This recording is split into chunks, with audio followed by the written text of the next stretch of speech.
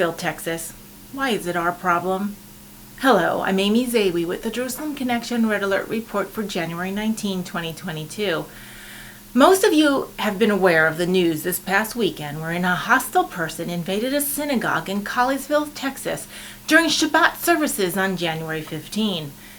After an 11-hour standoff, no congregants were physically harmed, and the four hostages, including the synagogue's rabbi, were released, and the assailant was killed on the scene by authorities.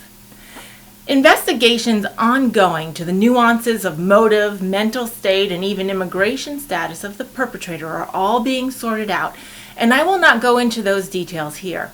Plenty of news commentary is available for you to read in U.S. mainstream media, including Fox News, One America News, Newsmax, even CNN and your local news TV stations. And may I encourage you to read up on this topic in various outlets so that you can get a good handle on the facts and draw your own conclusions. Good examples are the Jewish News Syndicate, Tablet Magazine, Haaretz, the Jerusalem Post, I-24 News, CBN News, All Israel News, Times of Israel, and websites such as End Jew Hatred and the Jerusalem Institute of Justice. You can also visit the blog tab of the JerusalemConnection.us, where we gather and post relevant articles from all these sources. You will want to give yourself a wide breadth of examinations of this event and not be shoehorned into any one point of view or analysis by any one outlet. Read it all, cross-reference it, analyze it in a prayerful mindset with scripture at your fingertips. Commentators of all faith and no faith were pondering this situation all weekend, and here's what we all know. Antisemitism is alive and well, whether it's a violent arm projected at an entire people systematically, like we saw during the Holocaust, or we currently see in entities such as the Iranian regime.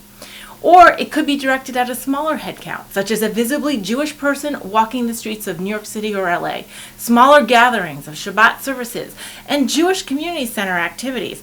The spiritual theme is the same: kill the Jew. One at a time or many at a time, the motive is the same.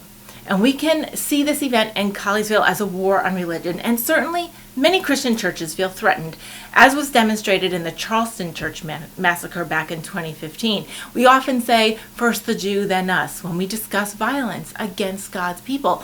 Many churches follow the unfortunate necessity that synagogues started to institute security on site, armed congregants, and active shooter trainings and protocols.